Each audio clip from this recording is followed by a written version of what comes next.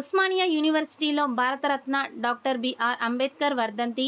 Doctor Jampala Rajesh. బాబాసాహెబ్గా ప్రసిద్ధి పొందిన Bharat Ratna doctor BR Ambedkar December 6, 1956వ సంవత్సరంలో కన్నుమూశారు. ఆయన వర్ధంతిని ఏటా మహాపరినిర్వాణ్ దివస్ గా జరుపుకుంటున్నాం. మన దేశంలోని అణగారిన వర్గాల ఆర్థిక, సామాజిక సాధికారికతకు అంబేద్కర్ చివరి వరకు పోరాటం చేశారు. రాజ్యాంగ పరిషత్తు సభ్యునిగా అంబేద్కర్ విశేష శ్రమ కోర్చి రాజ్యాంగ రచన చేయడం జరిగింది. ప్రపంచ మేధావిగా Ambedkar Columbia University, London School of Economics నుంచి అర్థశాస్త్రంలో గౌరవ డాక్టరేట్లు, అలాగే ప్రపంచ ప్రఖ్యాత విద్యా సంస్థల్లో న్యాయ, ఆర్థిక, రాజకీయ శాస్త్రాల్లో పరిశోధనలు చేశారు. విద్యాభ్యాసం తర్వాత ఆర్థికవేత్తగా, ప్రొఫెసర్గా, న్యాయవాదిగా ఉన్నారు. తరువాత జాతీయోద్యమంలో భాగస్వామ్యమయ్యారు. స్వాతంత్రం తర్వాత దళితుల రాజకీయ హక్కులు, సామాజిక స్వేచ్ఛ కోసం పనిచేశారు. రాజ్యాంగ రచనా కమిటీ అధ్యక్షుడిగా సేవలందించి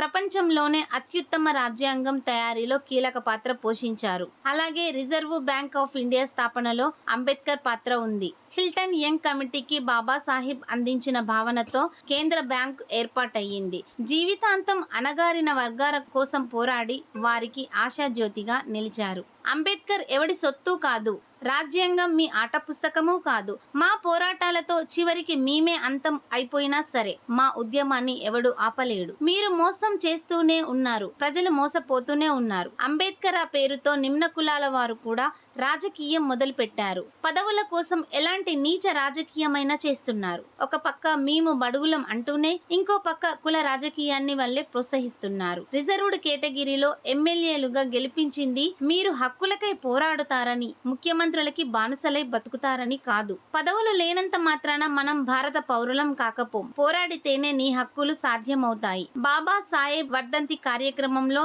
రంగసాయి భట్, కొమ్మనబోయిన సైదులు యాదవ్, శేషు, భూషణ్, వెంకట్, బాలు, బచ్చన్న మరియు యూనివర్సిటీ పరిశోధన విద్యార్థులు పాల్గొన్నారు. TSF Osmania university.